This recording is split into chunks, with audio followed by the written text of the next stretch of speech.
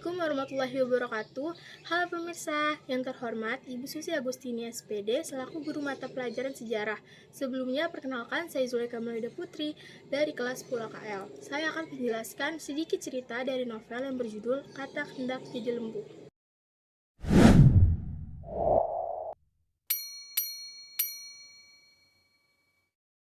Kata Hendak Jadi Lembu, sebuah novel yang dikarang oleh Nur Sultan Iskandar.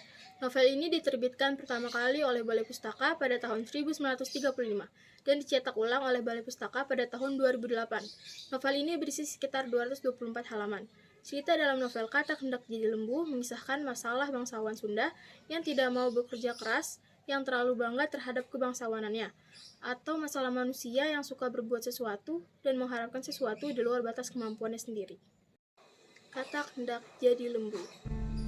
Haji Hasbullah dengan berat hati harus menerima lamaran Haji Zakaria yang hendak mengambil Zubaidah untuk menjadi istri dari anaknya, yang bernama Surya.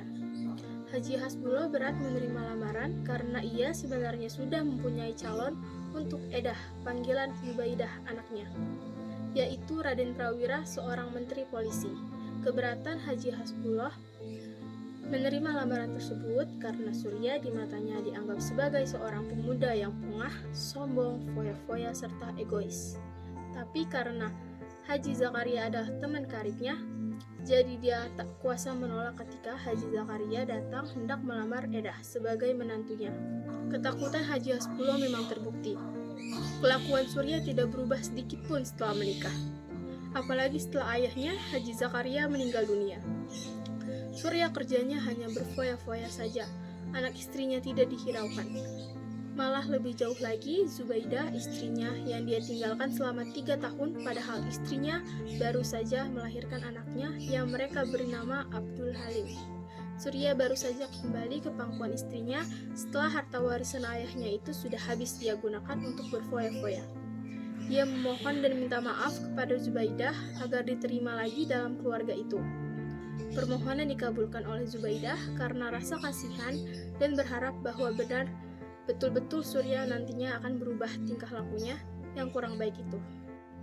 Kemudian Surya bekerja sebagai juru tulis di kantor asisten kabupaten. Dengan penghasilan yang pas-pasan, Surya sulit untuk membiayai kebutuhan sehari-hari keluarganya. Penghasilan Surya masih sangat pas-pasan, tetapi kelakuan Surya masih tetap saja tak berubah. Sifatnya yang keras kepala, tak tahu malu, serta selalu masih merasa sebagai seorang bangsawan yang kaya dan dihormati, masih saja tertanam dalam kepalanya, biar dilihat oleh orang-orang bahwa dia termasuk keluarga mampu. Kedua anaknya, adik Abdul Halim yaitu Saleh dan Aminah, oleh Surya disekolahkan ke HIS Bandung.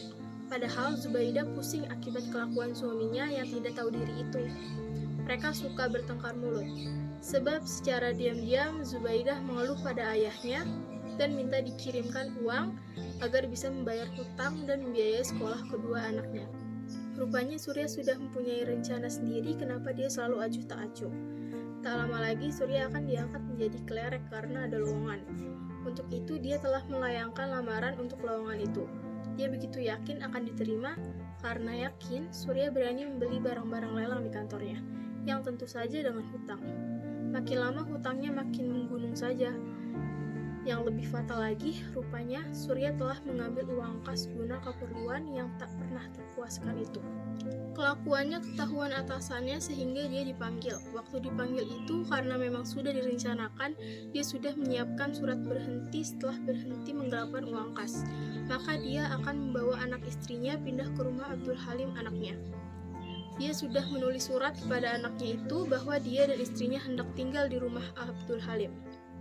Sebagai anak yang hendak berbakti kepada kedua orang tuanya, jelas Abdul Halim tak merasa keberatan jika kedua orang tuanya bermaksud tinggal di rumahnya. Setelah beres-beres, Surya dan istrinya langsung berangkat ke rumah Abdul Halim.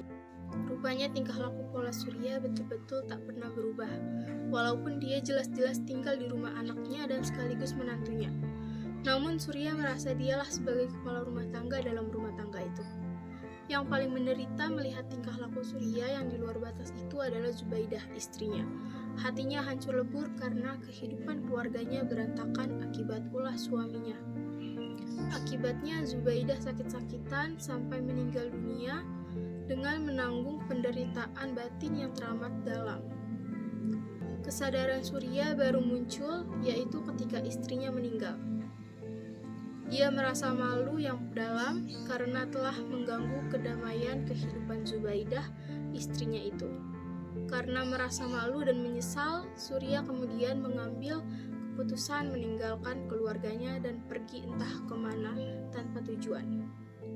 Dia hilang pergi entah kemana dengan membawa semua penyesalan, malu, serta segala kesombongan dan keangkuhan yang sudah mendarah daging itu. Sekian penjelasan singkat dari saya tentang novel Katak Hendak Jadi Lembu. Semoga bermanfaat. Wassalamualaikum warahmatullahi wabarakatuh.